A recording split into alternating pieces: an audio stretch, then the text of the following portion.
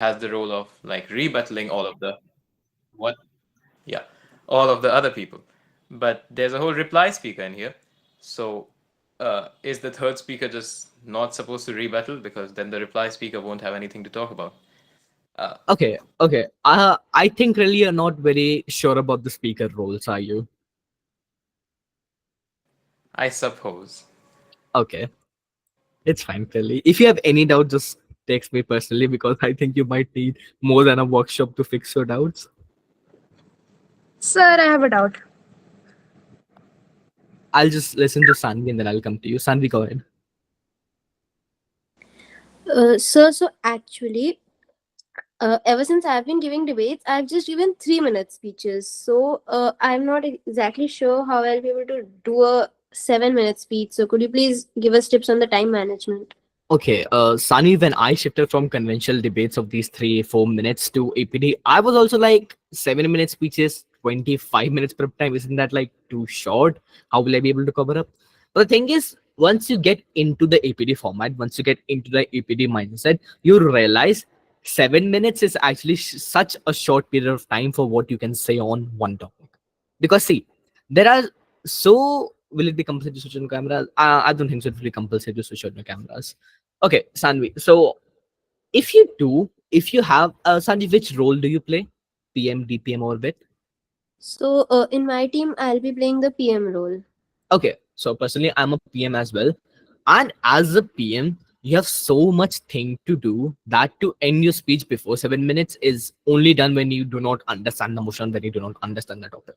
Because see, in a structured format of a speech, of whether it be a PM, whether it be a DPM, or whether it be a whip, you have so much things to cover that you will always have more things to cover.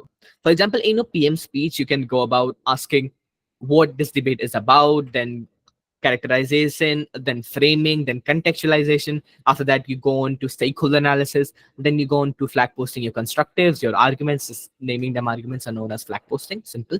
And then you go on to expanding on the argument, and then you end your speech. So you will get the hang of it once you start practicing. And I would highly recommend practice APDs, because without practice, whatever I say will not get to you. Watch some mocks, watch something, and you'll know how to debate. It's quite simple. And once you have the practice of APD, you'll understand how to manage the 7 minutes. It sometimes happens with me as well that in my 7 minute speech, I might be ending 6, I might be ending 6:30. So what I do with the left time is either I do something which I've kept in my backpack.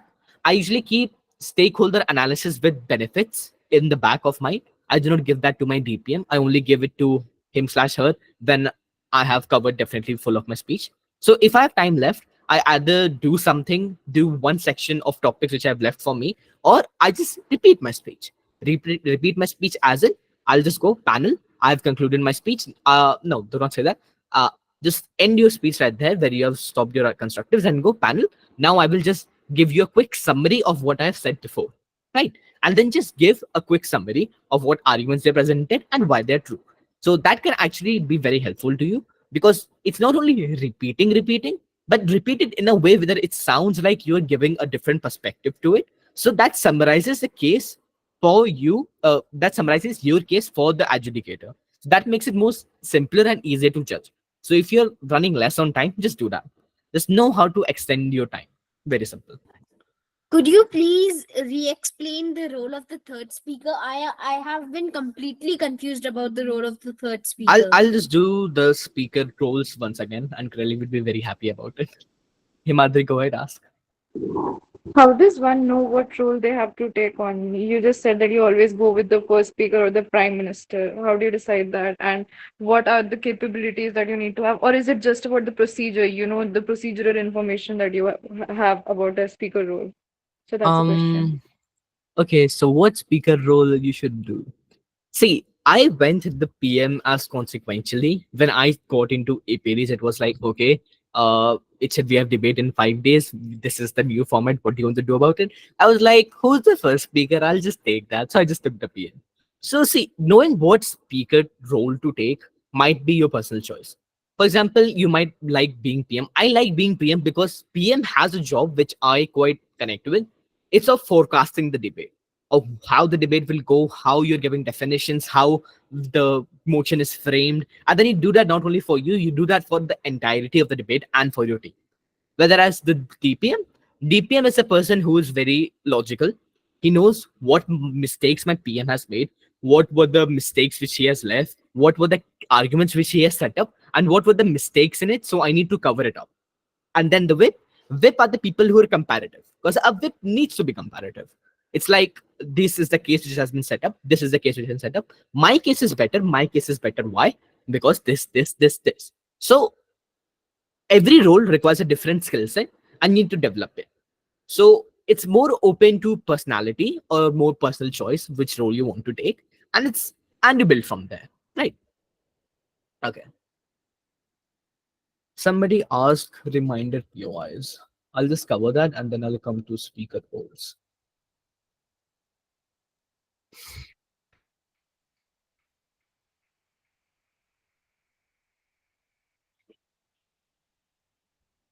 Okay. Reminder POIs are basically very simple. When you're setting up your case, you might have said something which is contradictory to their case. For example, let's take an example.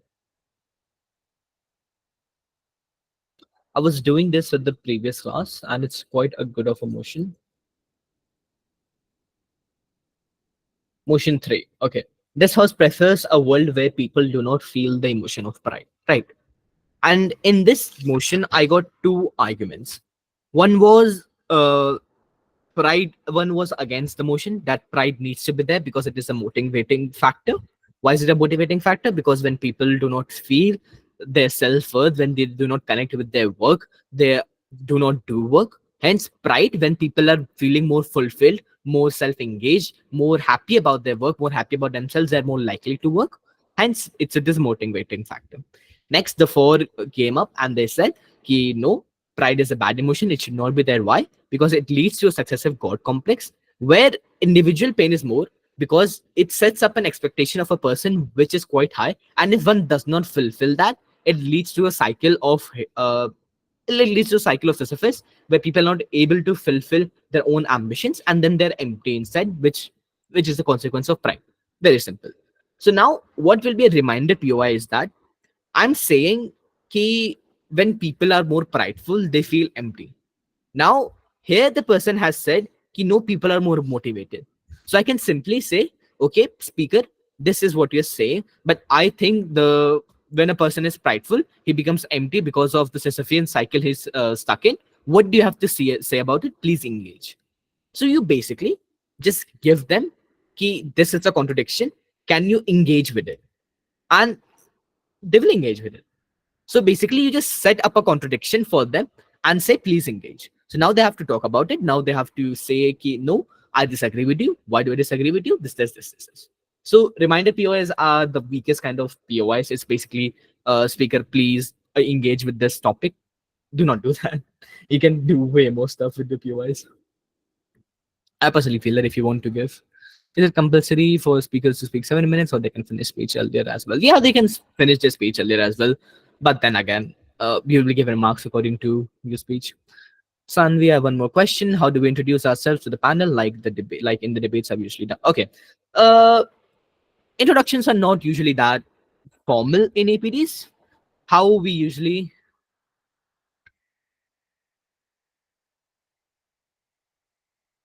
I'll just come to that 1 second. So how we usually begin our speeches is like, okay, panel, my name is this. My name is Raj. I'm the first speaker of the government. My pronouns are he slash him, and my peer preferences is this. So basically your name, your role, your pronouns, and then your POI preference, and then just go on with the speech. Okay. I have one more question. How do we introduce? Okay, that is done. We could just deny engaging, isn't it? Now you can definitely deny engaging, but still, if it's a good engagement question, like this is the contradiction of the debate, and then you say I will not engage with it, or you just completely deny it, the judge will notice it and he'll know. So do not do that. Understand where. See, POIs are very good toolkit, are a very good tool in your toolkit, But you need to understand, you need to be wary of them. Is the POI which is being asked a productive sort, or is this person only trying to cut into my time, cut into my 7 minutes so I cannot speak my entire case? You need to understand that yourself. Okay, so that is it for the reminder POIs. Ha, Virat, speak. Sir, can you please explain class analysis? Ha, I'll go over class analysis, everything that, don't worry. Arjun, you have Okay, sir. anything?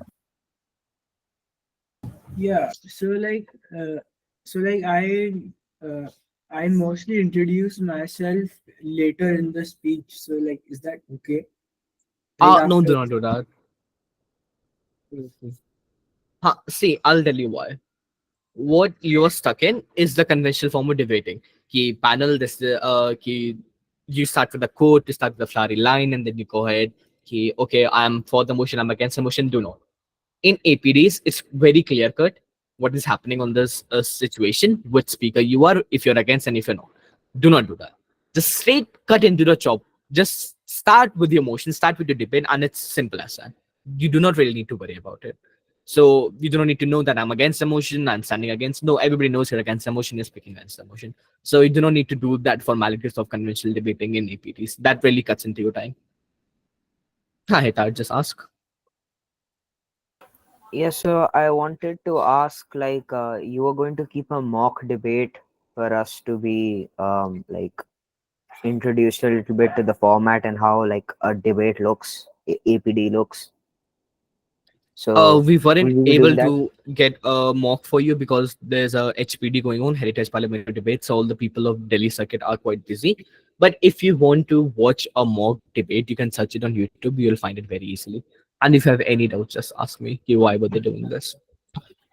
Okay. Okay, Should and I go ahead? also one more thing. So I was asking if, like, what are the final timings? Like, is it Sunday, Monday, or is it Saturday, Sunday? We'll just clear the logistics later in the group chat. So don't worry. Okay, sure. Okay. Just keep Hi, in should I go ahead? mind that some of us have schools on Mondays, so that I is will keep that in mind. Don't worry. So just one quick question. Will all the debates be held parallel to each other at the same time? Definitely. So if you have like 15 teams, all the 15 teams will be debating each other parallelly. That is the round one of the entire 15 teams debating, then round two of entire 15 debates debating, then round three. So all the debates go parallelly. Okay, thank you, sir. What do you mean by deduction of marks by equity? See, okay, I'll explain that to you. Equity is not that. It's, see, whenever you like misbehave, you've done something which is wrong, तुमने abuse कर दिया किसी को, किसी से कुछ कह दिया, लड़ लिया बैठ के debate में, then people are like, no, this is bad, I'll call equity. Now equity is basically this 4 or 5 people sitting which are managing these. Okay, this people was rude, this person has not kept the standard of the debate, he was shouting, he was not behaving properly, that stuff. So then the equity comes in and then they're like, okay, you were misbehaving, they'll disqualify you from the tournament, we'll deduct your marks, something like that. So equity is basically behavior management, nothing else. HR department, you can say. Okay, Himadri, go ahead. Sir, how does one reject a POI? Also, I had a suggestion. Since APD is such a popular debate format, there'll be numerous videos across the internet. Could you just send yourself, could you send some links on the group so that we could watch them? Because you would know better. So that was just a suggestion if you want to accept it. I'll say Himadri, I'll just write it down. Okay, thank you. Okay, what did you ask before this? How does one reject a POI? What do I say to reject a POI? Okay, see, a POI can be rejected by panel. I would not like to engage with this. Speaker, I will engage this in the later part of my speech. Or speaker, this will be engaged by my DPM in her speech. I was doing a debate personally, and it was like we had demarcated arguments. So I was covering one topic, and my DPM was covering another topic. And then the speaker comes up and he asks, "Ki, I think your case falls apart completely because of this." And I was like, "Okay, speaker, this argument, this clash will be covered by my DPM in her speech, so do not worry about it." And then I just moved on. So that's how you simply reject. And see, POIs will be Okay. asked to you by either raise of hand or however you want to be asked through by chat box, whatever. So either you can just ignore the person raising his hand, just do not even engage with it. If you do ask a POI and then you're stuck, you can either say I'll engage with it later or my second speaker will do it. Simple. Okay, thank you. That-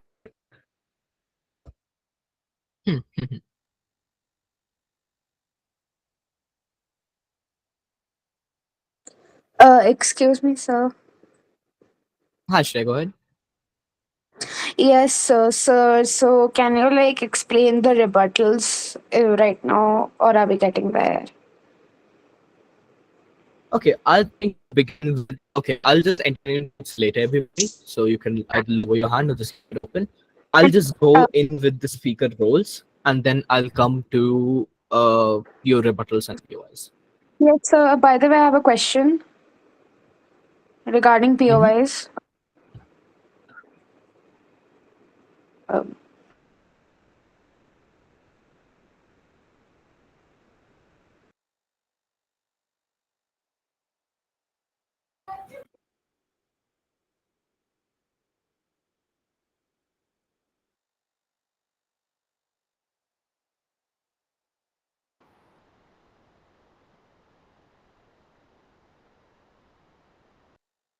Okay, I'm sorry. Just go ahead. Who was asking? I think it was. yes, sir. So I just wanted to ask, can we like cross question?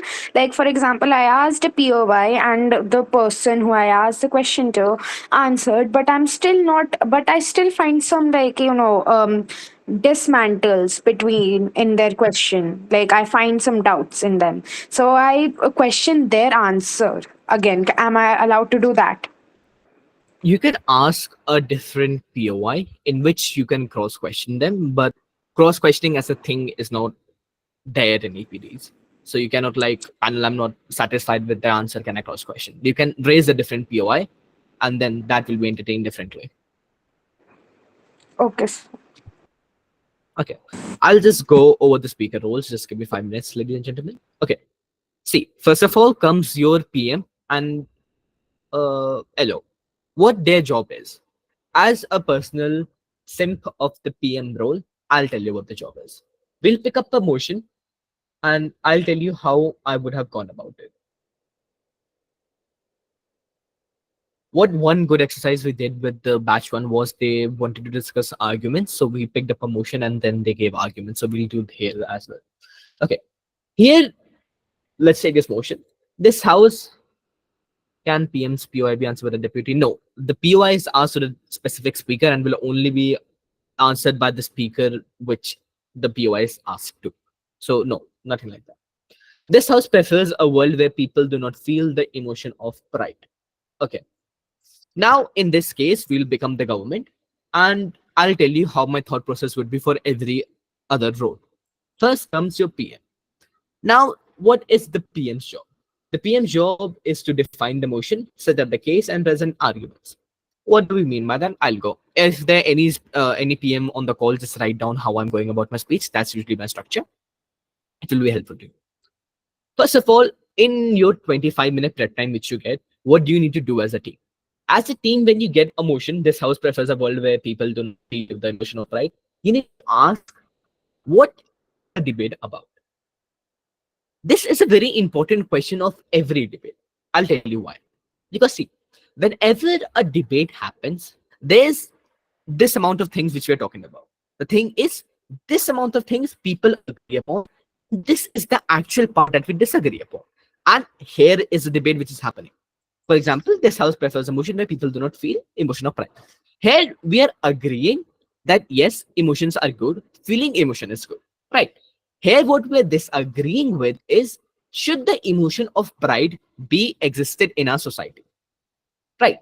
So that is the actual part which we are debating upon this. Okay. And as a PM, the biggest question which you need to answer is what is this debate about?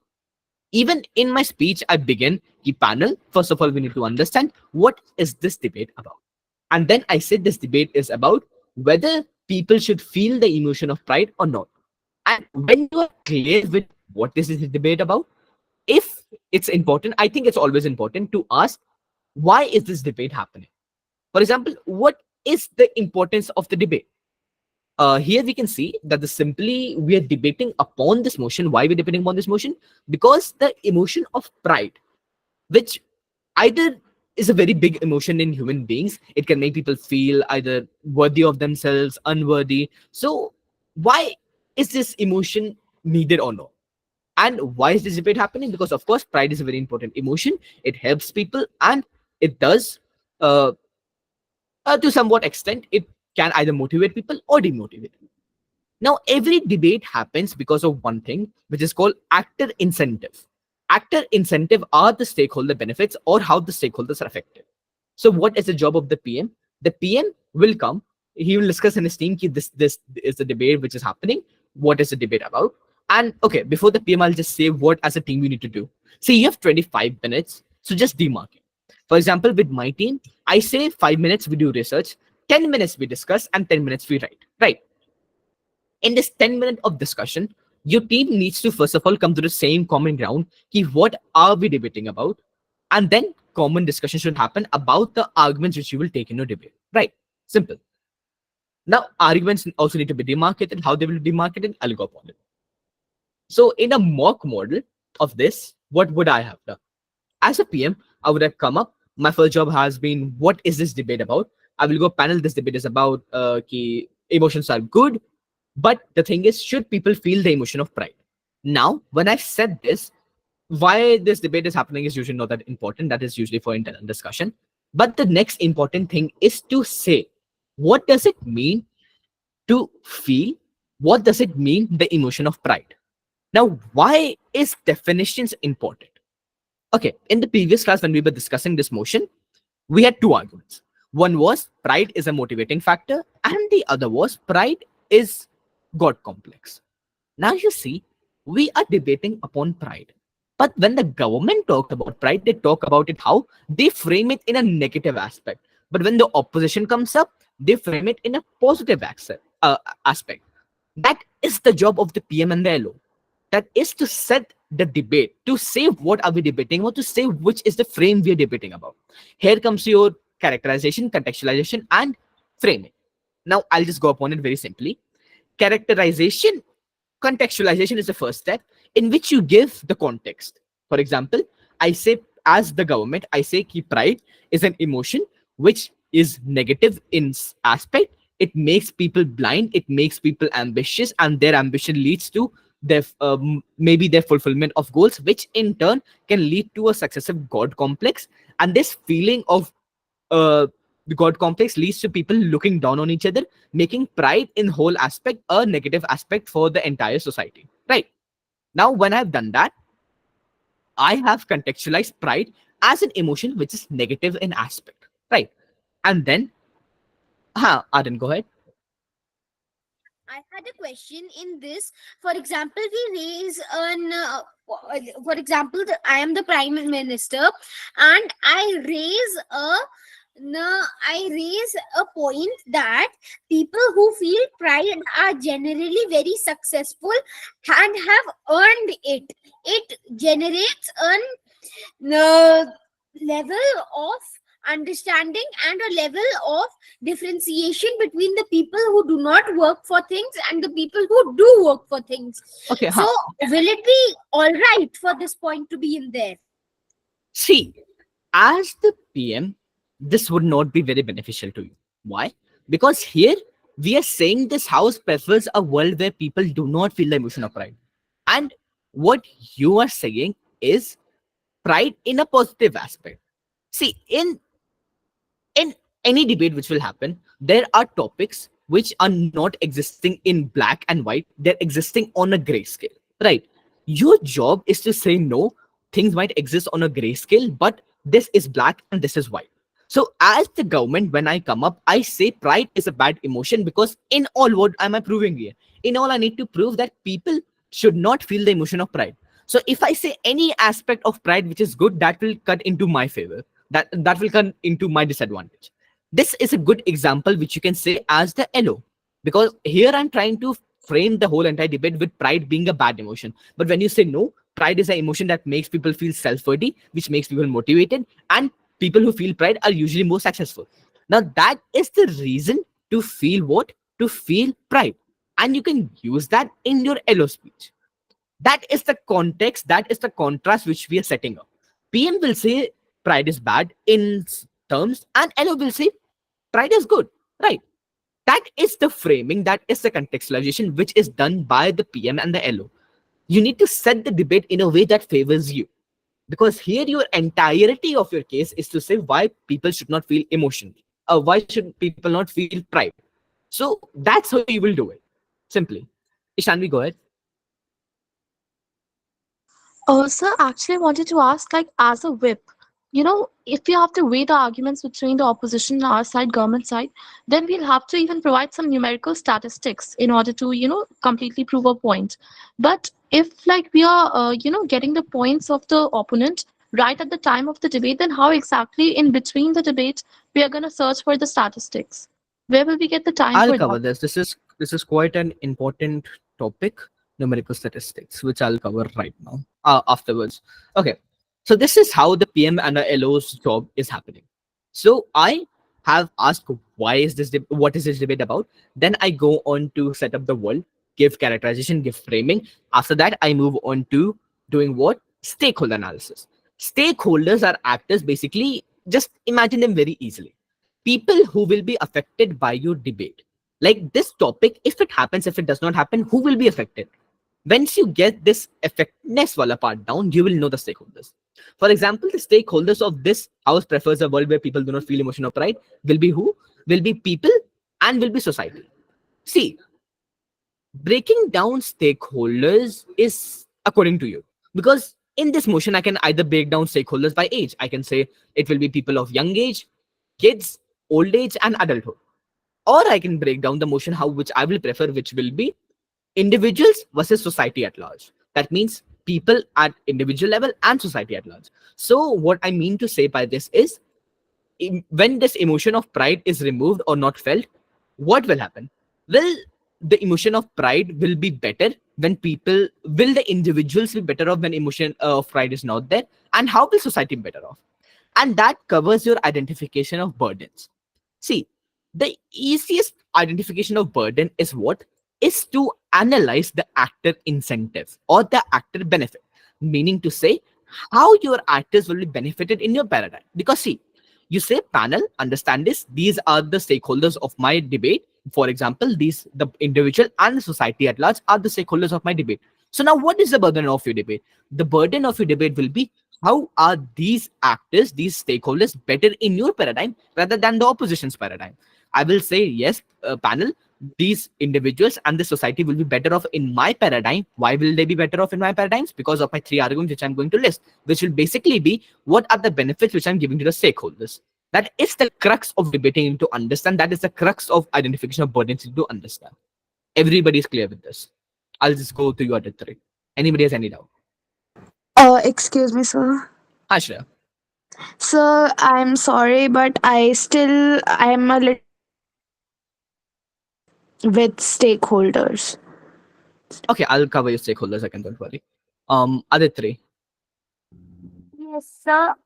Hello. Yes, sir. I had a doubt that when we mention for the stakeholders, the impact in our debates for the stakeholders, then are we stating arguments for our motion?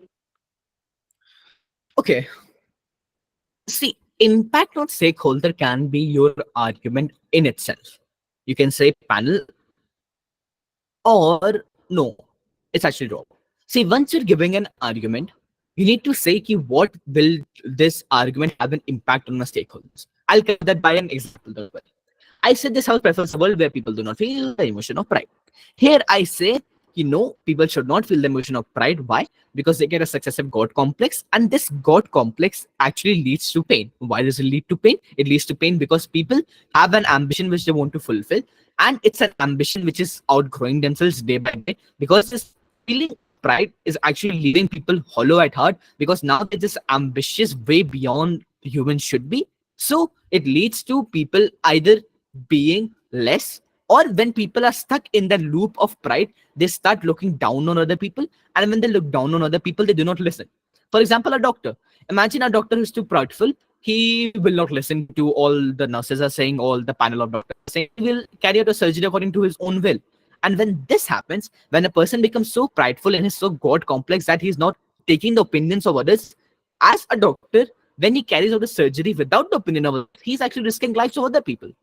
So that is the mechanization part here. See, I told you how individuals will be worse off. I say they will be worse off when they're stuck in the God complex. Why they're stuck in the God complex? Because when emotions are felt of too much self-worth or too much outgrowing yourself, then people start looking down on every other person. And when they look down on every other person, what happens? This happens, key, they discard the opinions of others.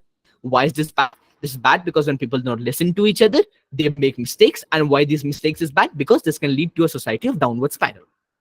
Understand? Yeah, Is the so mechanization. I'm sorry to interrupt you, but I'm still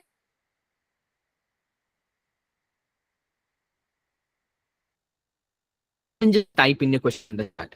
So this is the mechanization part. I give you a statement, then I ask why, what, why, what. That's how you go about it, right? And what was I covering? I just forgot. Stakeholders. So basically, that's how you give your argument, right? I'll just come to the stakeholders. Somebody had a doubt. Okay. You know what? We'll do this kind of interactive. Let's take this motion. The House believes feminism should reject the institution of marriage.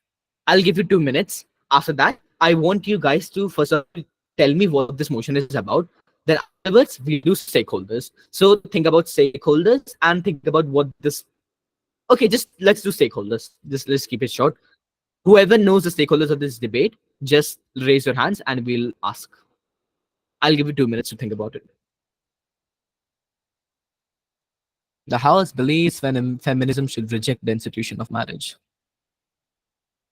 Okay, I'll give you two jobs. Tell me the stakeholders and justify the stakeholders to me.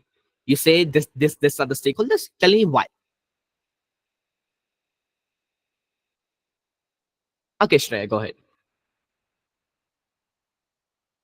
Yes, sir. So I'm not very sure about this stakeholder analysis, but can the next generation be one of it? Can I try? Prabjot, just wait. Raise your hand, please, when you want to speak. Shreya, you say the next generation. Explain to me why. So because institution of marriage is one of the very vital reasons which lead to a good next generation, because both the husband and the wife train the next generation, and if the feminism totally rejects it, then it won't. Okay, see, good. Now, this is the stakeholder wala part which you all need to understand. There will be debates where the stakeholders are clear. But the thing is, you can give any stakeholder you want. Like the House believes feminism should reject the institution of marriage. I can say corporate companies are a stakeholder here. But my job, when I say such an outwardly statement, will be uh, Patak, I'll just come back to you. Just give me 5 seconds. Will be to justify why, when I say corporate companies are a stakeholder, I need to tell the panel why they're important to this debate to be part of the stakeholders. Here, uh, who was it? Shreya came up and she said, "Ki next generation is a stakeholder of this debate," and I was like, "Next generation? Why? Tell me why this person is the stakeholder." And she clarified. She said, when this institution of marriage is rejected, husband and wives might have different relationships. And the thing is, these are the people raising generations. So, of course, next generation is the stakeholder of debate today. And now I agree with that. So once you give stakeholders, it can be at face value. But at this face value, if you give a stakeholder which you think is very important to debate, your job is to tell, ki, haan, why is this important to the debate? And once you have done that, once you have proved the stakeholders, done. Your stakeholders are done. And now your job is, now your burden becomes why your stakeholder will be better off. Simple. So Poonam Datta, you're next. Go ahead. Right. So if I were speaking for the government, then I'd say the stakeholders of this particular motion, there are many, the entire society really. But if we were to dial it down, if we were to look at it at an individual level, again, as Shreya said, children, of course. there would be men and women, everyone, the entire fabric of our society. But I would like to focus or at least bring our attention to women in particular because um, if we look at feminism, women are often restrained when it comes to marriages. When women, especially in countries like India, when they are married off, often against their will, though it has been reduced these days, um, often they have to leave their jobs and they don't have parental leave. So they have to manage their family and office. And so marriage, more than often, instead of becoming a family, a support system, ends up becoming a burden. Okay, that's quite good. That's quite good. Who was it? I just forgot the name. Puna. That was quite good. See, I can when the topic see once you're discussing stakeholders, there's also a point of relevancy. For example, if I were to on myself, I can say why corporate companies are a stakeholder here. But the thing is, this is the house believes that feminism should reject the institution of marriage. So once you know why is this debate happening, this debate is happening why, because women have been suppressed for a very long time, and this debate is that feminism should be rejected. So any person who calls himself a feminist should be rejecting the institution of marriage. Now why? Because the whole point of a debate is in terms to prove how women will be better off in our entire society. And what Poonam Datta has done is she said ki, of course they should reject, because why stakeholders of a debate today are the females and how females are better off. So first of all, she gives me a stakeholder and then she gives me the points why they're important to debate. And that is the thing which you only need to understand. Stakeholders and arguments are connected in so much in itself that it's very hard to separate. Because the burden of your debate is to prove why your stakeholders are better off. And how do you prove your stakeholders are better off? By giving arguments. By giving your building your case by giving arguments. So that's how they're connected. Somebody asked a question: would feminist community be considered a stakeholder? Feminist committee will be your primary stakeholder. Why? Because the motion in itself says feminism.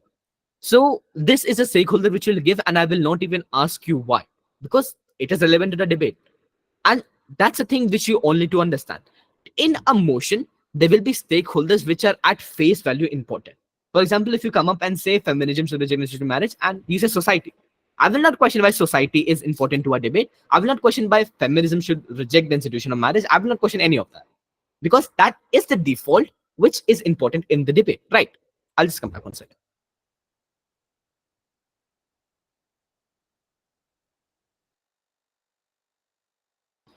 Okay. Everybody understood that point? Yes, sir.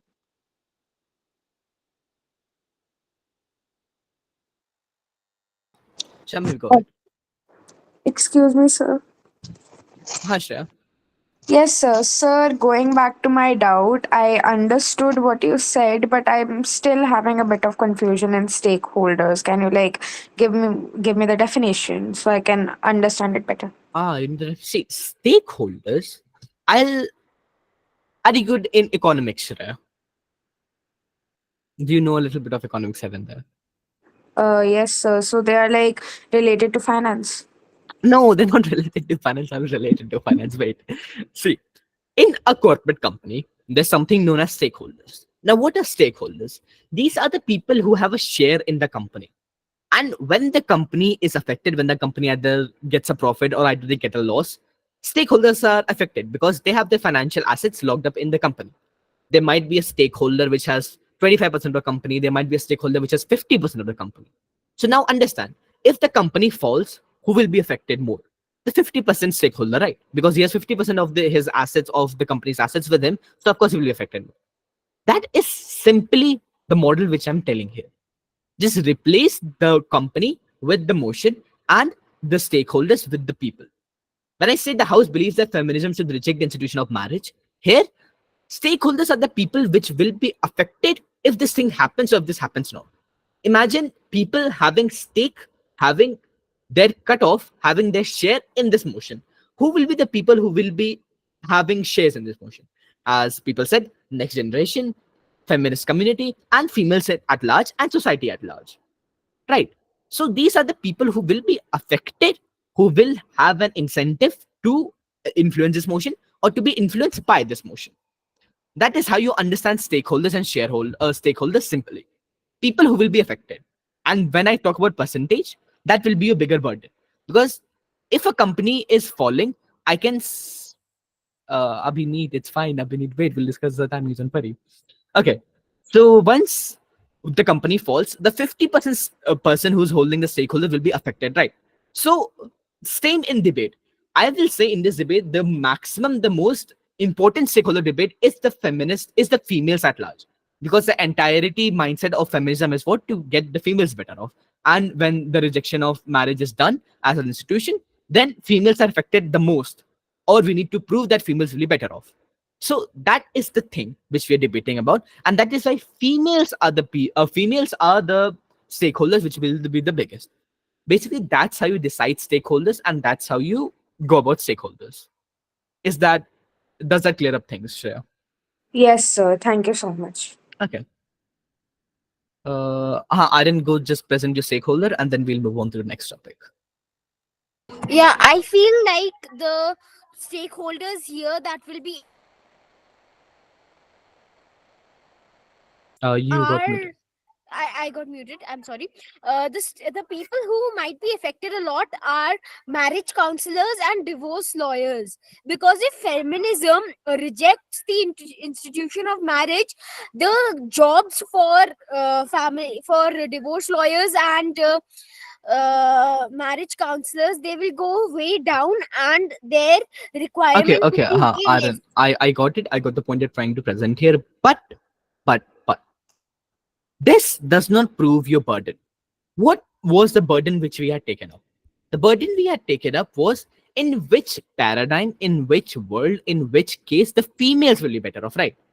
Now, marriage counselors, divorce attorneys, lawyers, these may contain females, these may contain people, but they are very small fraction. As I said, it's more important to prove how the 50% stakeholder of the company will be affected rather than the 1%. Because we can Right. let the divorce attorneys, we can let the marriage lawyers fail. What our motion says is we need to say how the females will be better off. So either you prove to me how these divorce attorneys, these lawyers are very important to debate, or you prove to me that, or you just go about the normal burden of the debate, right? So that's how you Okay. go about it, simply. Q. Crowley, just go ahead and then we'll cover a new topic. Yeah, I'll be really quick. I just wanted to know in like this topic specifically or any topic, can you take a big leap like saying the legal people who are affected by legal policies? Because if you reject marriage, you won't get the profits that you got due to marriage. Like females got a lot of things because of marriage, like the 50% Definitely. property and all. Definitely. That's actually got a good argument. I would not have thought it about myself. See, in both sides of the paradigm, you need to prove why females will be better off. In once you're government or once you are opposition. As I said, whenever a debate happens, you need to understand why and what this debate is about. Why? Because there's an entirety of a section which we're agreeing upon, and then there's this one section which we're disagreeing upon.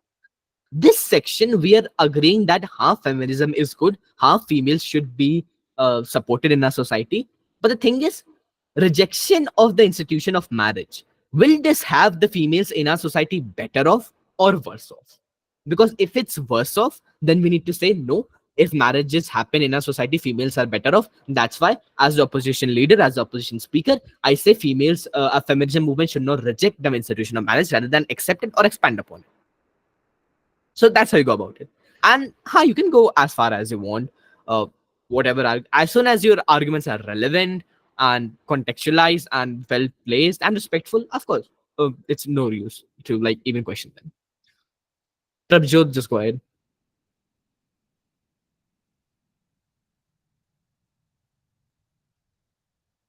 Okay. Himadri. I don't want to say anything. Okay. Diksha.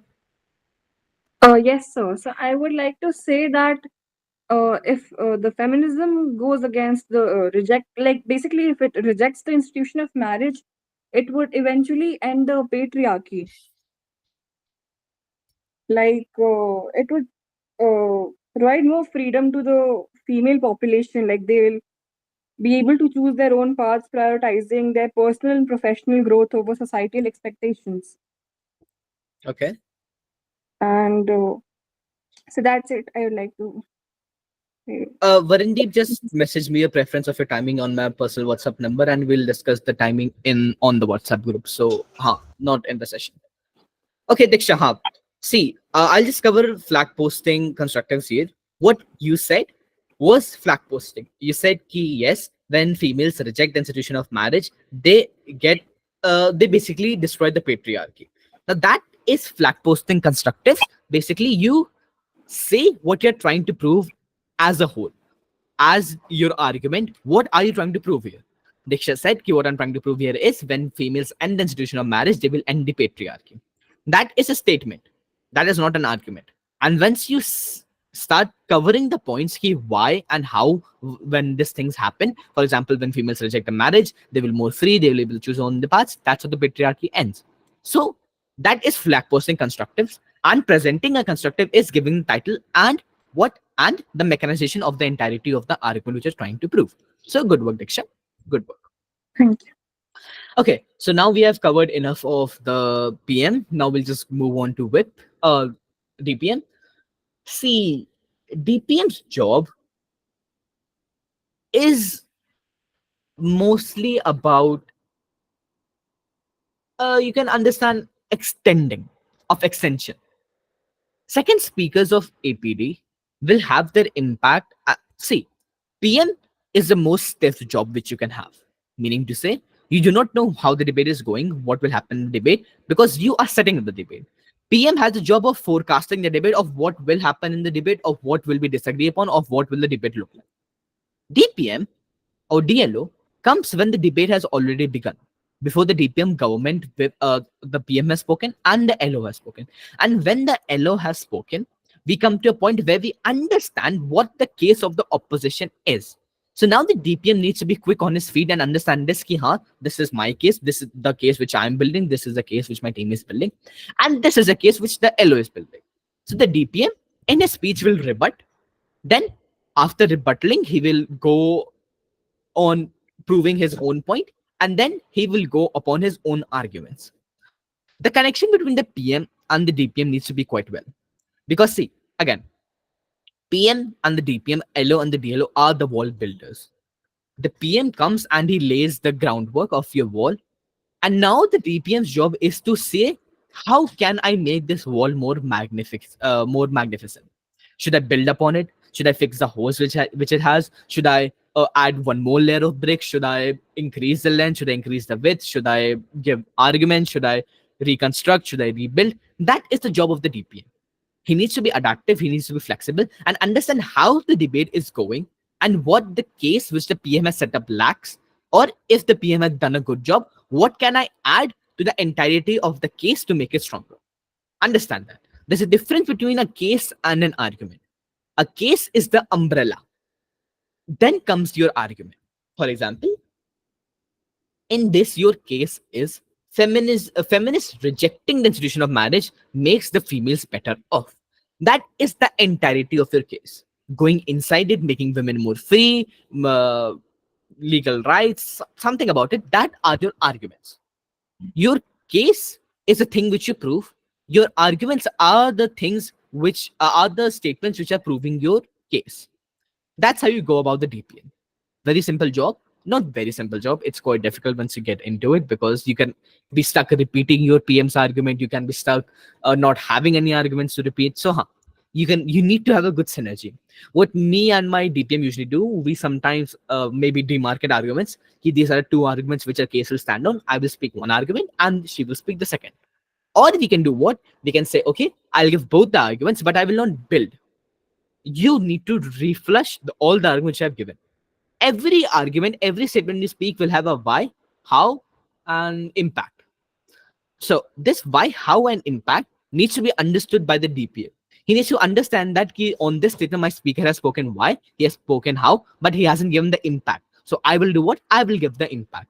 That's how the DPM job usually rolls out. Okay, Diksha?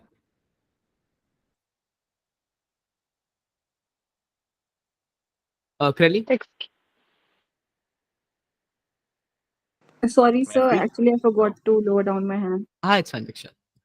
Really go ahead. I wanted to ask you. You just talked about extension, and that's mostly what the second speaker is doing, like extending. But yesterday, when I asked if what do we do if the PM messes up completely, and she talked about dropping it. How do you show the how do you show the educators that you are actually dropping it, because you want to build up new points because the PM couldn't do it. So is that how would you show it, like you're trying Okay, to do that? I'm not sure what dropping it means, but I'll just cover the fact that if I was stuck in a case where I'm the DPM and my PM has messed up completely, what am I supposed to do? See, there might be cases where one of your roles are quite weak, one of your roles messes up. What are you supposed to do about it? As a BPM, if the PM has not clarified what his statements are, what his thing is, fine. You become the PM. You just go ahead and say, see, panel, my PM spoke this, but what he actually meant was this, this, this. So you can clarify your PM statement. Because see, even a bad speaker will not have done nothing. Well, there can be cases which he has done nothing, but regretting that. There might be cases where the PM has done a bad job. But a bad job is not a no job, it's still a job. So, as I said, being the DPM, you need to be adaptive. You need to see where your speaker has messed up. For example, if my PM has messed up in the definitions only, so I go as a DPM and I say, panel, this definition, the meaning of pride, I would like to clarify, and this is the meaning of pride. And these are the arguments you're presenting, and then you will present your arguments. Of course, you will not have that much time because you also need to rebut. But if your PM messes up, you can start rebuilding the wall again. It's definitely fine. Nothing to worry about. Do you Thank understand you. that clearly? Sounds good. Okay. Krishna, go ahead. Okay, guys, let me know one thing. See, we were thinking for your timings, and am I clearly audible, first of all? You are, Krishna. Yes, sir. Okay, good. So we were thinking about your timings, as some of you had a problem in joining in tomorrow early morning. So let me know if we keep it on Sunday, but we do not keep the timings because we won't be able to keep it after 4, because it will take at least 7 to 8 hours to wrap the first day. So starting it at 4 in the evening would mean that it goes on till 11 or 12 in the night, and that too when we do not give a dinner break. So that's not feasible at all. So if we keep the same timings as of tomorrow, that is from 8:30 a.m. to around 3:30 p.m., but we shift the day to Sunday, then in that case, eh, all those who had a problem with attending tomorrow, will they be able to attend day after, that is on Sunday? Just raise your hands, do not vocalize.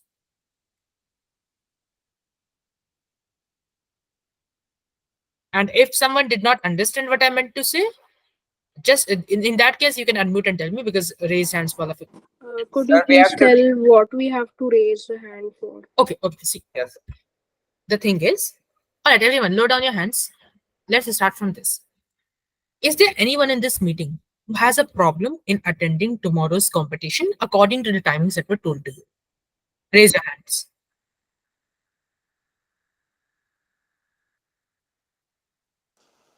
Okay, cool. Like I wanted to ask, the timings of Saturday would be applied to Sunday. Means like Sunday will start at 8:30. I'll come to that. Randeep. Just a second, okay? I'll repeat that again. Don't worry. So yeah, so we have roughly 9 people who will have a problem tomorrow. Okay, cool. Now, tell me that if we keep the exact same timings and switch the competition from Saturday, Sunday to Sunday and Monday, okay, where on Monday only the qualified teams need to come, and on Sunday, all the teams need to participate. Timings, the timings that you had tomorrow, that is 8:30 a.m. to 3:30 p.m. Exact same timings will shift to Sunday, that is 8:30 a.m. to 3:30 p.m. on Sunday. In that case, will these 7 people who are raising their hands right now, will they still have any problem? If, then keep raising your hand, otherwise lower. Could you repeat? I'm saying that if I keep the same timings as of tomorrow, but shift the day to Sunday, will you still have this problem that you are having tomorrow or not? If you will not have, then lower down your hand. If you will still have, then keep raising. Okay, so almost all of you will still have that problem. See, guys, the thing is that there is no way that we can keep it in the evening, because keeping it in the evening or starting it in around 4 o'clock in the evening would mean that this competition will go on till 11 or 12 in the night, and we Sir, cannot do. just Yeah, a suggestion. What if we keep the first day on Monday and the second day on Tuesday? Because Monday is, I think, holiday for a lot of people. So no, no, Badhu, no. Shireen. The problem is that Monday is a holiday for a lot of people, but it is also a festival for a lot of people. So, agar it is only about the qualified students, so maybe we can do something on Monday. But calling everyone on Monday will not be possible because it is a festival day. Okay. Excuse me, sir. Yes. Who is it? Shreya. Yeah. So how about you start with 12 p.m. tomorrow? Like you can further at 12 p.m. tomorrow. You can start it. Tomorrow, 12 p.m. Okay. And what happens because of that? Do you guys have like your coaching very early in the morning? I hope that we could maybe keep it on Sunday because I think only 5 or 4 people have raised their hands against Sunday. yes, sir. Can we put it on Sunday and Monday? Saturday won't be possible for a lot of us. Just saying. Yes, sir. Keep it on Saturday and Sunday and Sunday Monday. and Monday. Yes, yes. Yeah, yeah, Sunday and Monday. Okay, just a second, guys. पहले timing confirm कर लेते हैं. Okay, what options we have for timings, then we'll talk about the day. Right now, if we keep it on Sunday, then okay, I'll give you all some options. All right, can I make a poll over here? Just a second, I think I can. Yeah. Oops. Arey yaar, I have not joined from the original ID. Wait, leave it. Okay, guys, just raise your hand. All those for whom it will be possible to attend on Sunday if the competition is from 8:30 in the morning. What time would it end then? Will end at around 3:30. And people raising the hands are the people who can attend. Yes.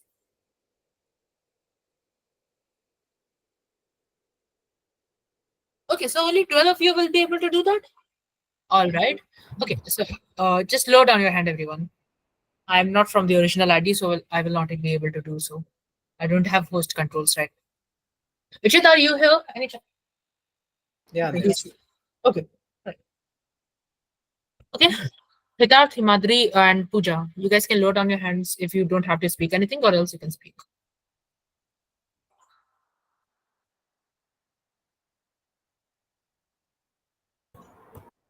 Okay, cool. No issues. Now, all those who will be attend if we keep it tomorrow 8:30 to 3:30, raise your hands.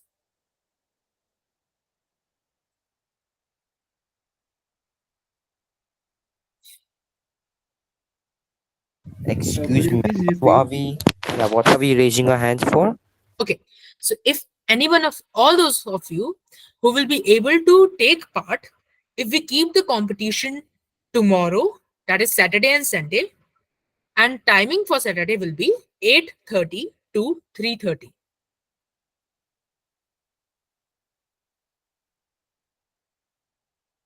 Okay, so it's roughly the same number, 3-4 people. Okay. Excuse me. Yeah, Krali. People who raise their hands for tomorrow will have to join on Sunday if they qualify, right?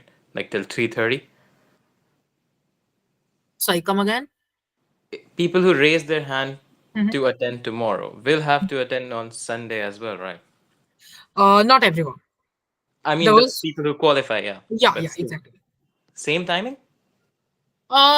Perhaps not, All right. because that we can decide according to the people who have qualified, according to their preferences. Okay, Krali, is that your real name, or do I need to call you from some other name? Oh no, my name is Akshay. I'm sorry. Okay, Akshay. Cool. All right. Okay, guys, slow down your hands. All right, so I'm a co-host now, so I can. Okay, wonderful. Now, all those who will be able to attend if we started at 12 on Sunday. So 12 to? At what time will it stop? Yeah. Okay, so it shall stop around 7.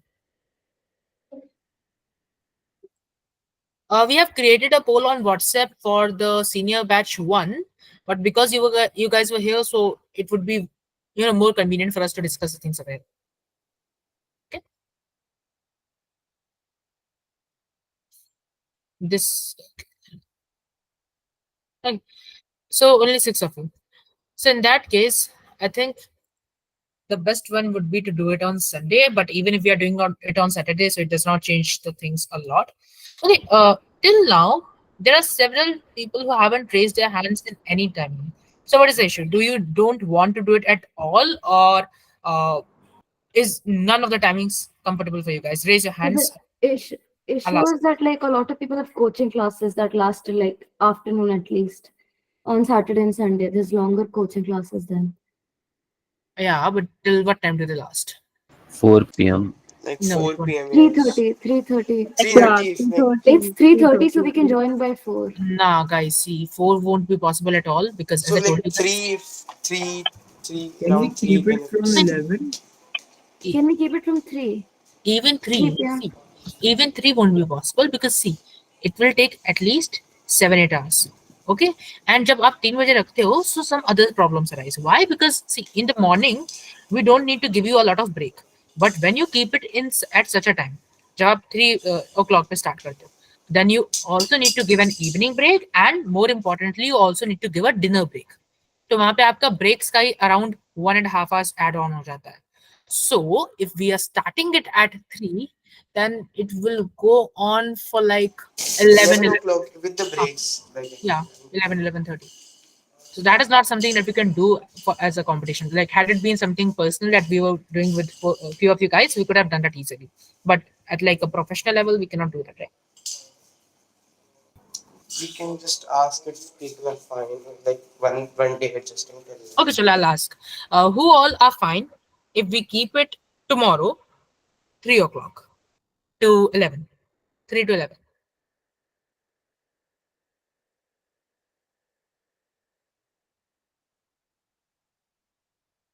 Okay. Alright. And who all are fine if we keep it from 3 to 11? Uh, if we keep from 3 to 11 on Sunday.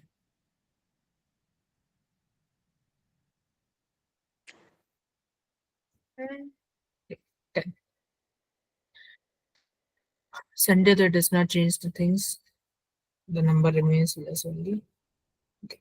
So for now, our best option is Sunday 8:30 or Saturday after 3 for this batch. We also need to ask from batch 1 what do they prefer, and only according to them we can do this thing because batch 1. Okay, let me see. Yeah, batch um, 1. No. just I want to ask. Yes. Yeah. We raise our hands for Sunday, for 3 to 11, right? Yeah, Sunday 3 to 11. On the same, please don't change things. Yeah, ma'am. For me, 8:30 to 3:30 would be the best, whether it's in Saturday or in Sunday. For me Yeah, as but we well. have coachings too. Guys, Virat and Akshay, can you guys drop me a message? Anything. Please understand, we science students have coaching. I know, Vinny, that you have a coaching, but I am see, a science student too. Probably, yeah, not a weekend batch. I have a weekend batch. So what I'm seeing is that everyone's raising the hands for both of the options.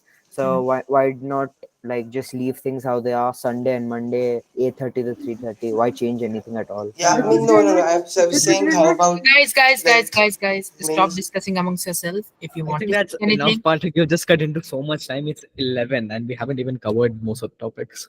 Arey, what topic do we have to cover? Is there any topic so important for them? Guys, if you want to discuss any topic now, contact us at any time. हम लोग तो वैसे मर ही रहे हैं. We will थोड़ा सा और मर जाएंगे. No issues. Abhi more important thing is this. One batch on Saturday. No, we cannot do this batch wala thing because then we will have to run 2 competitions parallelly, and in that case, it won't be very fair to do. Okay. Sunday. Okay, guys. So take over if you want to. Otherwise, it's very late. I would suggest leave them. So then what would be the timings then? Uh, Because if Because if it's tomorrow morning, then my teammates won't be available, and so then I'll be left. Patrick, Yeah. just confirm. Go ahead and confirm with batch one and जो भी होता है, just text them right now. Yeah, I'm seeing. Batch one is like, okay, patch one, 15 people are not willing to do it. They wanted. The whole reason we took batch 2 was because we weren't available in the mornings. Yeah. Yeah, because like for generally 11, like most people are like fine till 11, so I thought 3 to 11, like See, sir, your point is right that if we start at 3 or 4 o'clock, we'll just have like zero time for breaks. We'll end up at 11 or 12 o'clock, like hungry, tired, and like not properly conducting anything. But if we start at 8:30, then the science students will probably protest or something. So just keep like just Science decide students will one time. protest. Science students need to stop protesting. I think they need They Science protesting will students. form students, lab can, experiments. science students cannot protest. They are already so fed up. Yeah, we'll Outside करेंगे perform सीधा. experiments. Lol. I'm a commerce student. I also have weekend coachings. Same, sir. Great. That's the problem. yeah, so that's a problem. That's So, because 11 I'm to ready 12 to period skip is. my coaching for the debate. Bro, I Same. can't. That's Same, Can same. do that. that's a true commerce student in Chicago. My humanities commerce पे तो है ही no. I And really I unable to get the gist of this. So what is going to happen? बहुत But I confusing think हो रहा है. I'll just just finalize the confirm with the schedule on the developers. group. Yeah, It's fine. yeah. Let me have my session for goddamn sake. Okay. तुमको Carry on. आने किसने दिया इस meeting में? I'm removing you from the call. Carry on. Don't show me your We face. are doing this discussion. Where is Krishna Pathak? Remove. Do you really think you can remove me? Yes. Okay. So my name is not in the, it has not been mentioned in any list as of yet. Okay, Soumya, we'll just do this logistics afterwards. Anybody has any doubt to ask? क्योंकि अभी मेरे पास web का speech बाकी है. So, so Definition challenges, you have to go through that. Sir, I have a doubt. Okay, Krell. Could you just tell me if, like, in the final event, one of our teammates bail out, can one person serve two roles? Why not? If you Good want luck, to go Purna. ahead. random question. What if two bail out? Then I didn't do. See, we will not let people bail out because if anything like that happens, we'll automatically assign you two random teammates. So don't worry about people bailing out on you. We'll see that. No, but what if we bail out on them is the problem. Then we'll give them new teammates. Okay, so So we'll match, don't worry. Use of force to kick his. Patak, have you joined again? Can this guy leave? Carry on. It's a plan. Okay. Somebody had given me quite a good statement to deal with. I'll just go with it. First of all, is Aryan there in the meeting? No, Aryan is not in the meeting, so I'll just cut out his doubt, whatever. We have covered POIs, we have covered Corelli's speaker role. Corelli, you guys had the doubt between the VIP speaker and the reply speaker, right? Okay. See, the VIP speaker's job, Patak, you're there, right? Just explain him the difference between VIP and the reply. That will be so much easy.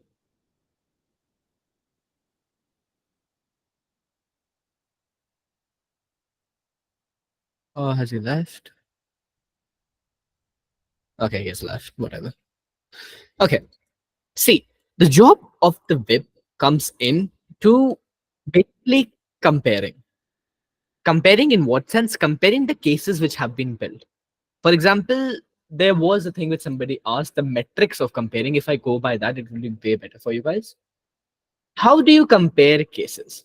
You compare cases by quite a lot of things, but I'll just go about likelihood analysis, marginal benefit, exclusivity, preclusivity, short time versus long time. What does this all jargon mean? Okay. Likelihood analysis is simply how it sounds. This case has been built up. This case has been built up. Now, our case wins. Why? Because it is more likely to happen, or the chances of it happening are great. Can this conversation of private talk stop in the fucking? Oh my god! यहाँ पे I'm giving my time and these guys are talking about बारिश and all. बारिश तो हो रही. Stop your बारिश वाले conversation. I'm telling. Okay. Uh, that's what you mean by likelihood analysis. Simply, कि हाँ, the case which I have built and the case which they have built, we simply win. Why? Because we have a greater chance, we have a greater likelihood of this thing happening in our paradigm rather than theirs. Therefore, we take the debate home. What is marginal benefit?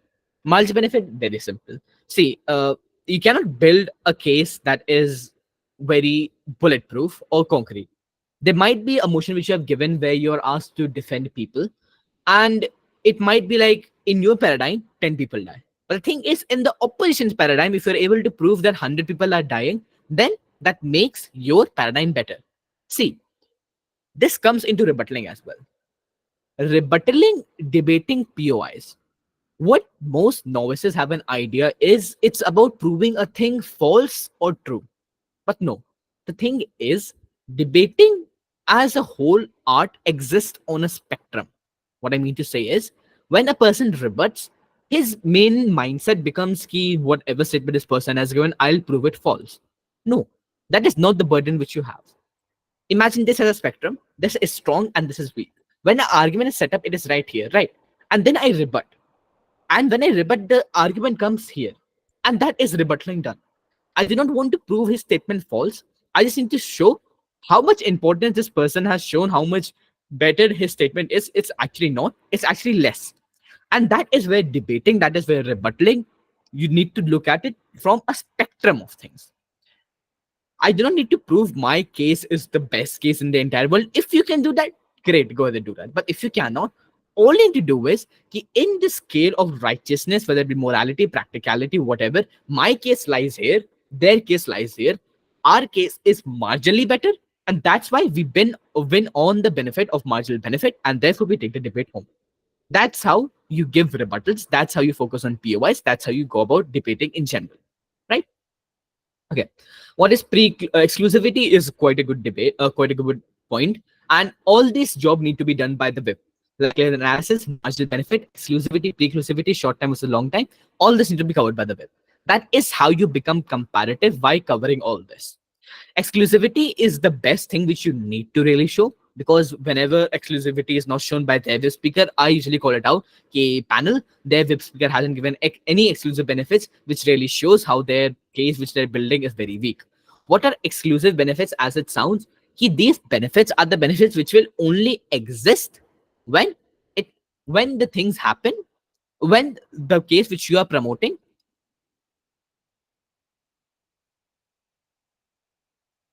when the case which you are promoting is actually taking place. So that is the thing which will happen when your paradigm is proven better. So therefore, you take the debate home on exclusive benefits. Pre-exclusivity is just contradictory to exclusivity. For example, there might be a benefit which might be shown by, you can say, the government, right? For example, if you take the motion of, one second, of THBT, the feminism should reject the institution of marriage. Here, Crowley had came up and said that if the marriage is rejected, then the security provided by the females, the legal security of marriage which is given to females, will be lost, right? But the thing is, you can turn his argument and include it in your own. I will not give a very concrete one, but what you can try to do here is you can say once this institution of marriage is rejected, more legal rights will be provided to females, because why? Females will be turned more free, and when they're free, they will keep their voice in the society. And when their voice is valued in the society, legal reforms better than marriage will be happening in a society, leading to females better off by legal standards. So therefore, the argument which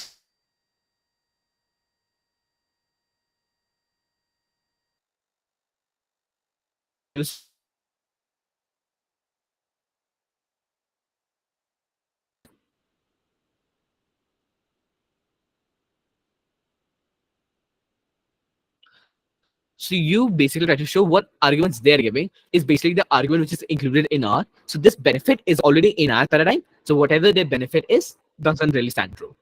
Really, go ahead. I'm sorry, but you completely lagged while you were trying to while you were turning my point against me. Like after that, your voice cut out for a long time. It's still cutting out. Okay, okay, I think the gods do not want me to run your point against you currently. I understand.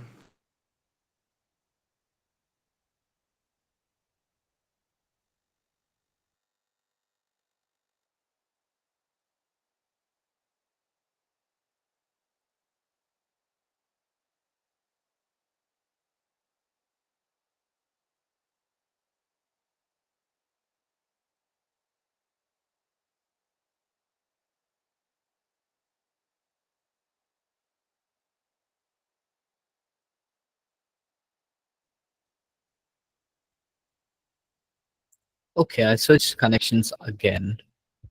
Is this clear to anybody? Yeah, much better. Is Okay, much better. Good.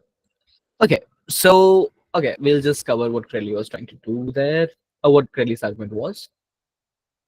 So in this, Crowley talked about how when institution of marriage is rejected as a whole, females lose what? They lose their legal rights. They lose their legal security, which in terms is provided by the marriage itself. Now, here Crowley runs an argument of legal security which is given to females. Now, if I try to run it against him, what I can say is, okay, I agree females get some legal benefits. But the thing is, if the females are given freedom in a society, which only happens when this rejection of marriage institution is done, then female voice will matter more in a society. Hence, legal reforms will be brought in the society, which in turn give females legal security not only in an institution of marriage where they have to lose their freedom, but in a society at large. So the legal security is not a benefit which is only run in the opposition's paradigm, but also in our paradigm. That meaning to say, the legal security is a benefit which is not only in their paradigm, but is actually pre-included in our paradigm, leading to what? Leading to preclusivity. Meaning to say, whatever things which they are running is actually in our paradigm as well.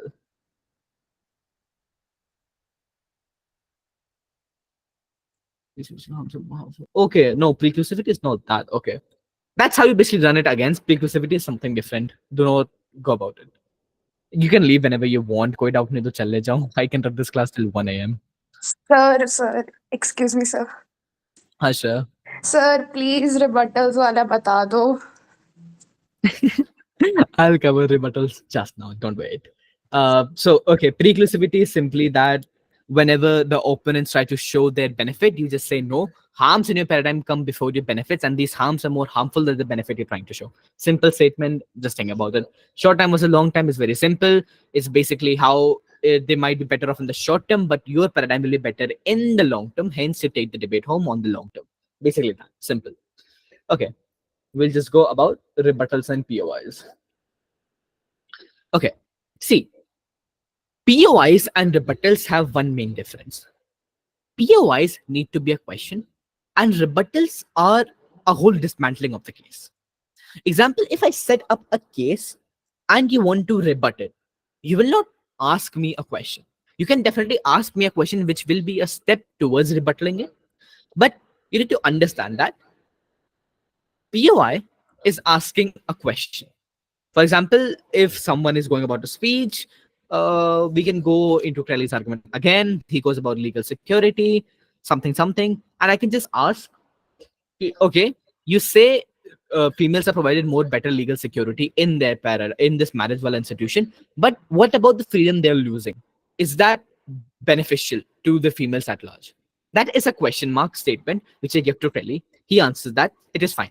Now, in my speech, if I want to run a rebuttal against this statement, I will do what? I will start dismantling his case. I will say, okay, the speaker came up here and he talked about legal security. But the thing is, legal security is also present in our paradigm. Why is it present in our paradigm? Because when females get free, ye wo, so female legal security बढ़ती है. Simple. So what I did here was, I did not prove Crowley's statement wrong. I just said how much importance this guy was placing on this statement is actually not that important. Why? Because it is already present in our paradigm. So I rebutted and gave a POI in the same statement. Both of them did not prove anything false. What they did was attack the statement on a spectrum. the spectrum of right and wrong. Where his statement was seeming very right, when I start to question it, it's actually not that right. It actually has a lot of flaws. It's actually quite not even that great. It's actually might not even be included exclusive to his paradigm. Hakrali, go ahead. All right, so like your rebuttal was great, and I was wondering this from quite a while. Like I presented a point, you rebutted it in your speech. Is there any way I can like tell you, no, actually my paradigm is definitely better than yours when you've already said that yours is better? Like, can I use a POI or something like that? Like, I wanna like simply, I would say that you're taking away the legal rights from those people who don't know they had any, like the feminist thing is going on, their marriage will just get dismantled, so stuff like that. How would I present this? Would I tell my teammate to do it?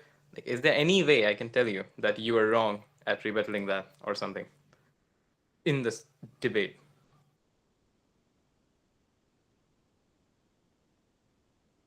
Okay, I got the which you're trying to say.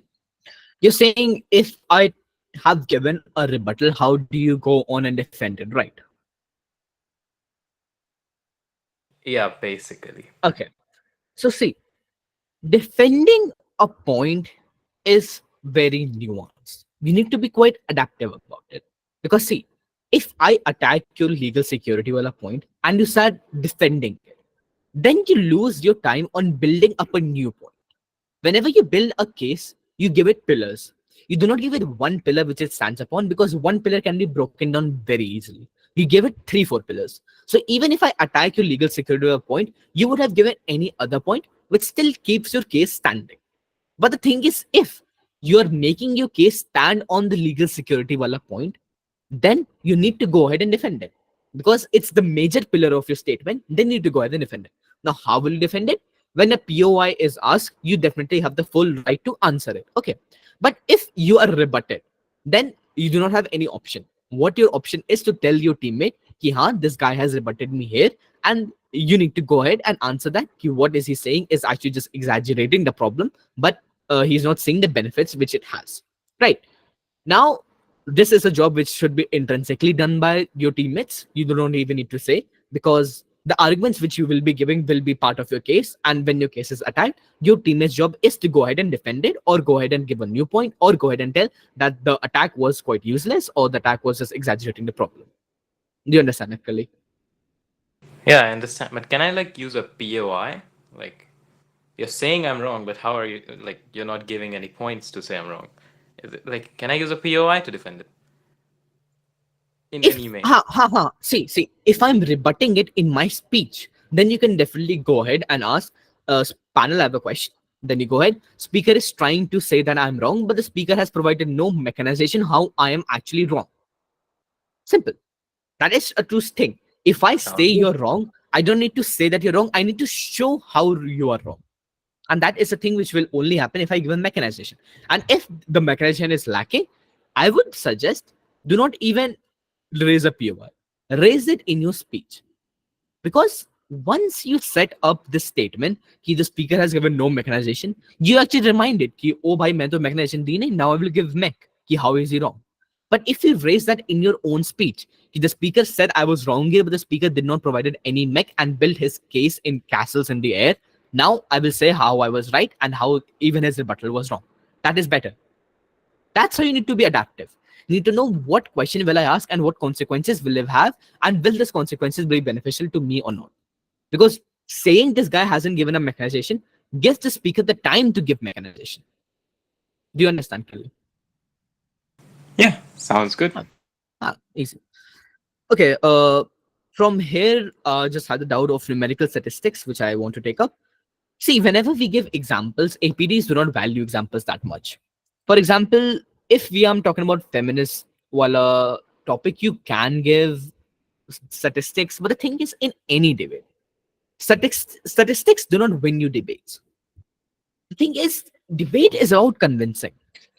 I had a debate topic about something when I was new to debating. It was a topic where it was maybe use of horrified images in donating to charity will make people donate more or will make people donate less.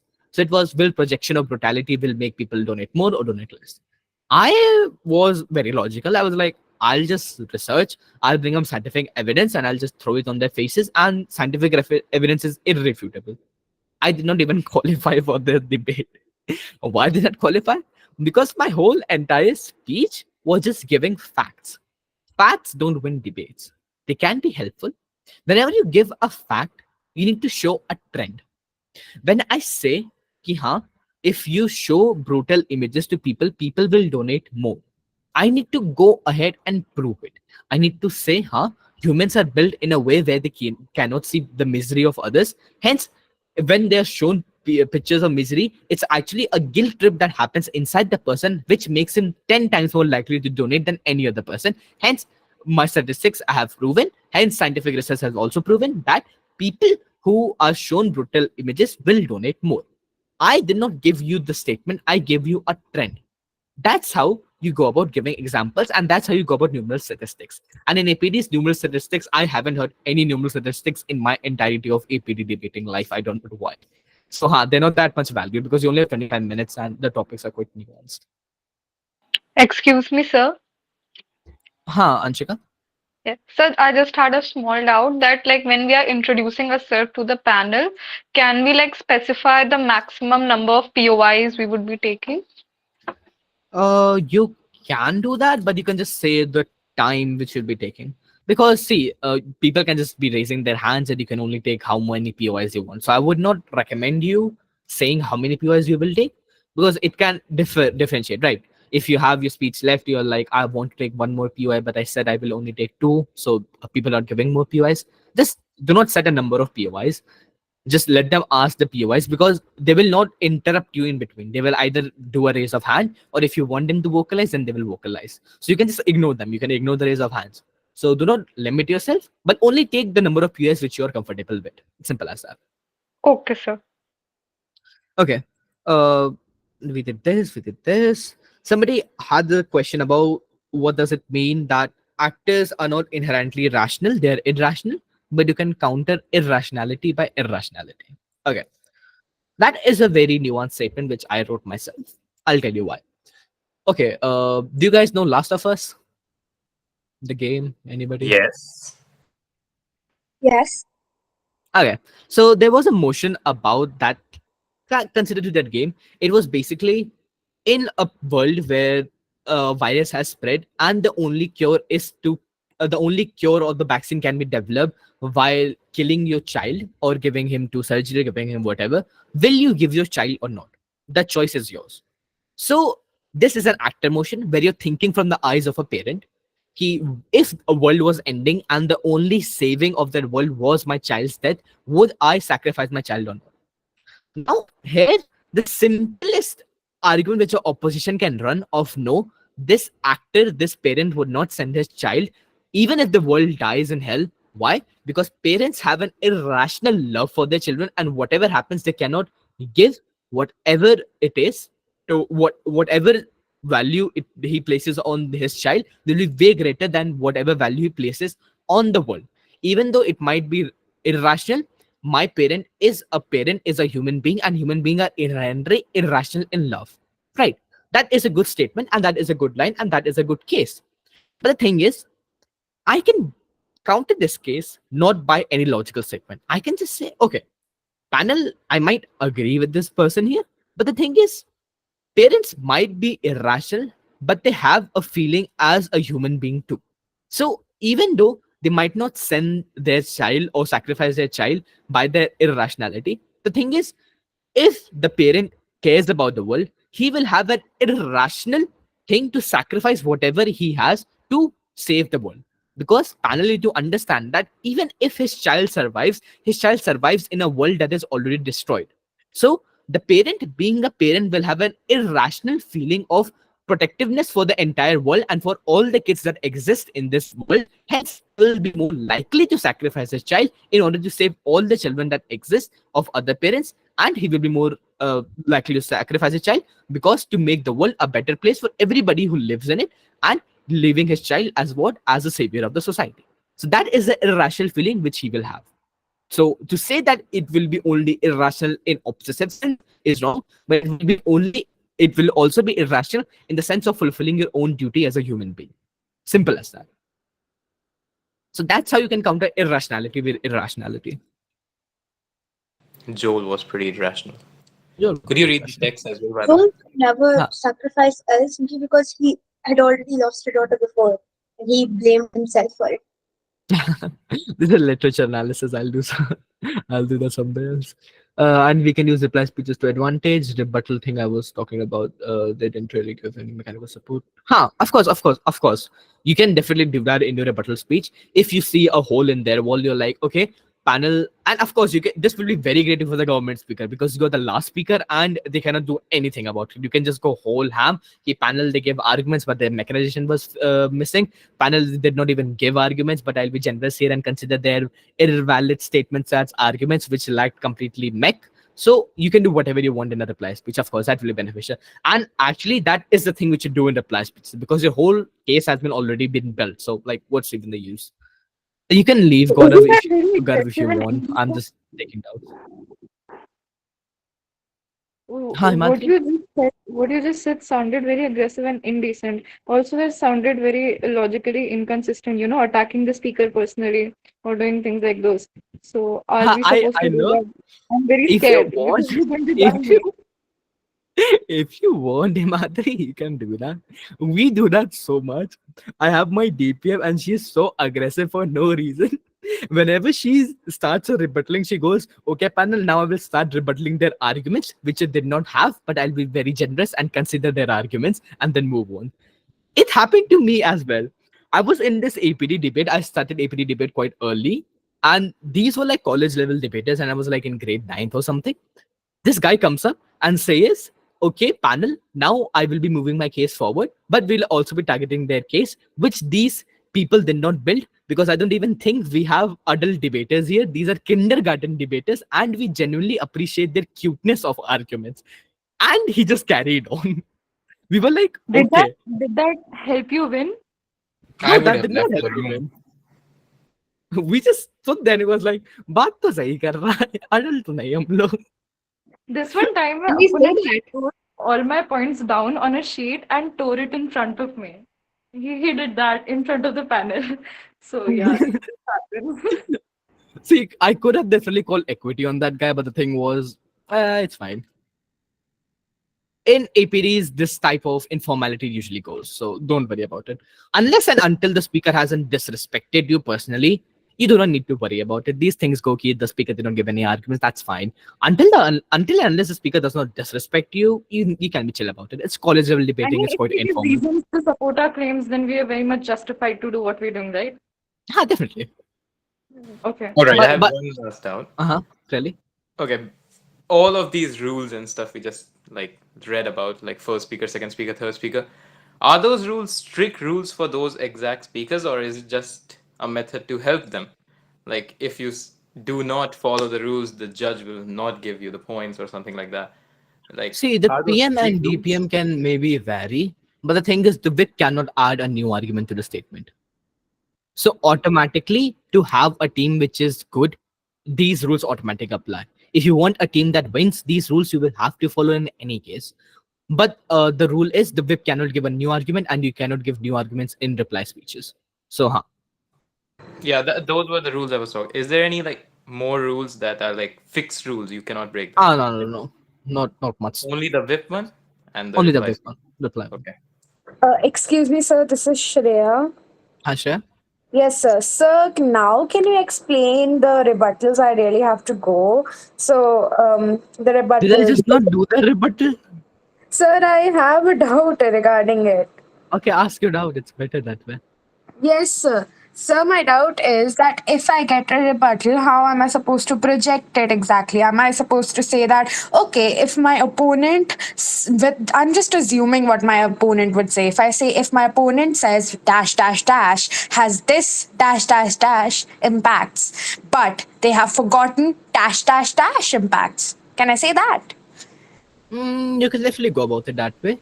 It sounds more heavy wordly. You can just say the opponent tried to consider or maybe downplay the impacts of this argument. But panel, we need to remind that these are the benefits, right? And again, understand that sometimes they will rebut your statements which are quite very clear. So you do not need to repeat yourself. you can maybe rebuild your same point, but you do not need to really repeat yourself.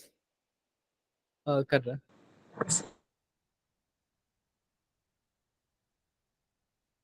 So that's how you usually go about it. Uh, you just need to flag post what you're talking about. Ki, हाँ, the opposition, the speaker tried to rebut here, but the thing is, this rebutting was wrong. Why? You can go about it. Shay, you can definitely be sarcastic. Mm. Himadri, go ahead. Can you brief me on definitional challenge as a topic, the whole topic? I did not get it. Okay. Anybody has anything else right now? So can we leave? Why, if you want to leave, you can leave. I'm not even holding you. I have 13 people in the meet. I'm still speaking. Come on. Okay. If you guys have any personal doubt, you can just ask me anytime. I'll just cover what Shreya asked me. The initial challenges. Okay. It was Madri. No, sorry. Okay. Himadri, definitional challenges are not very common, but they can occur. Okay. What usually happens in a definitional challenge is when I say characterization and framing, I mean how you define your topic has a very big role in how you're going about it. As we did this prideologies, or maybe let's take the marriageologies, right? Here, I would define marriage. If I was rejecting the institution, I would define marriage as a bond between a male and a female, in which, how will I define it? I can go about how marriage is a social contract which disregards the choice, which in our society has been a contract which is being forced upon females, disregarding their choice and limiting their freedom. Right? Simple. That's how I will define marriage. Now the government can come up and they'll be like, no, no, the opposition come up and they'll be like, no, marriage is actually a sacred. Okay. And I can say ki marriage is a sacred bond which a male and a female share when they quite love each other, and this actually happens, and this actually benefits females. And how? Because they get to express their life, they get Sir, to express their love. Hi, Tat. yeah, can I just interrupt you for a second? I would like to just ask you for the timings once again. Of tomorrow, Like, are we keeping it Saturday, Sunday, or Sunday, Monday?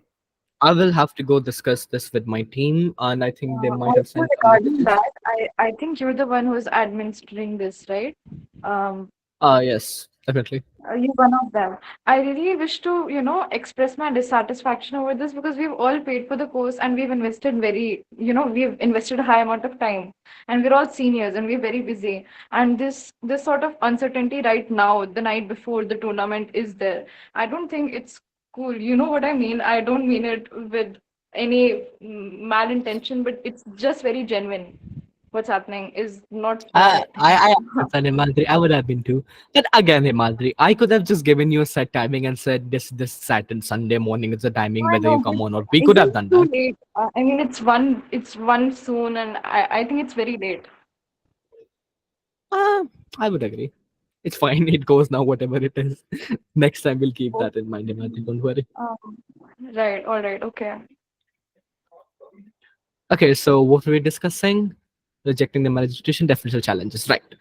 So now when I have set up a definition which is contradictory in nature, this already creates a definitional challenge. So this is a motion where you can play with it. But the thing is, there will be motions. For example, if I take pride wala.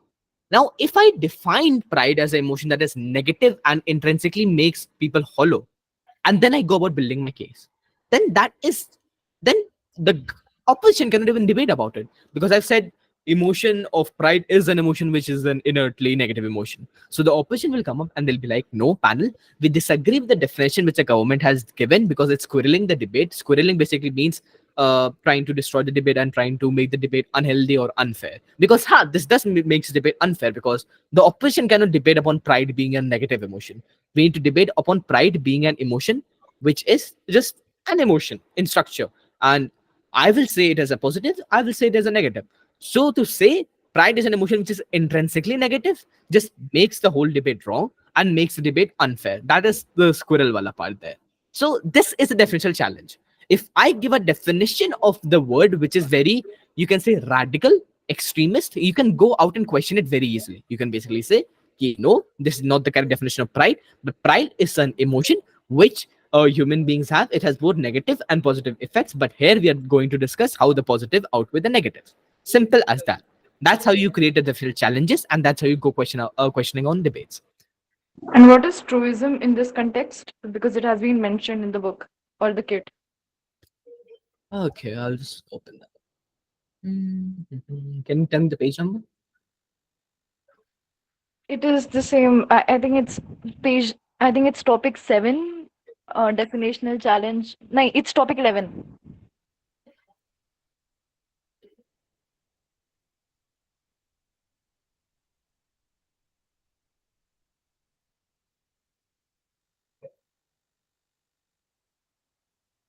Okay. Uh, Okay, truistic is basically when you give a claim that cannot be rebutted. For example, if we just take this, truistic is a claim that is obvious and self-evident and cannot be rebutted. For example, they've taken the House would legalize all drugs, but the government defines legalize as allowing use for people who medically need it, right?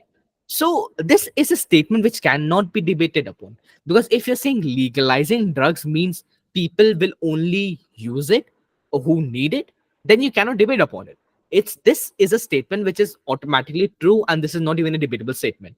This is the fact, because if you're legalizing drugs only for the people who need it, then that's not even a debate, because of course it's 21st century, everybody should have access to medicine. The thing here is legalizing drugs when we debate upon is not only drugs in pharmaceutical sense, but drugs in entertainment purposes as well, for example marijuana and shit. That's why when you debate upon, you keep things on a grayscale and not give truistic statements or give self-evident statement or give statements which are inherently true and have no debate value. Once a thing like that happens, you can definitely go question it. Keep panel. I disagree with this statement because legalizing should not be defined like this in this context, but rather like this in this context. Simple as that. Thank you. Anybody has anything else to ask, or we can end?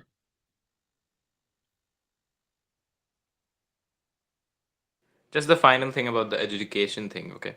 Uh, in the form of the team, we were asked if we're up for education. What is that exactly asking us? Like, if we're pretty bad speakers, we're just going to be told, no, don't speak, you'll adjudicate, or something like that. Like, See, what did see, we see. agree to? You should actually go watch the previous session the day before if you haven't attended it. There we covered adjudication quite bit. Adjudication basically is a separate competition which runs along with the speaker competition, right? So there will be some edges. They will compete because after a round has ended, we will have edges from this community, from your batch who will add you, from like the participant list which will add you. They will give their verdict. They will give an oral adjudication. It's a 7-minute speech the judges give to tell you how the speeches looked, how the debate was, how everything happened, and then they will give their verdict. But the thing is, these edges are quite new, so we'll also have chair edges. That means we'll give these novice edges an experienced edge over them, and they can either disagree with the verdict, they can agree with the verdict, but the verdict only of the chair will matter. And after the whole debate is ended, in the software which we are using, you'll be given forms to rate your adjudicator. And according to your adjudicator rankings, adjudicators will either move forward, move below, however things happen, it will happen. So it's a separate competition of adjudicators that takes place in APD tournaments along with the speaker competition. And the best adjudicators, top 8 adjudicators, will also be selected for the finals, and that's how it goes simply. Okay, and All this right. runs alongside well, debating, Definitely, right? definitely. Huh. Another question. So my teammates registered, so we're all three of us are registered, right? Or is If you registered as your there was option to write down your teammates names, so all 3 of them are registered. You do not need to fill the form again.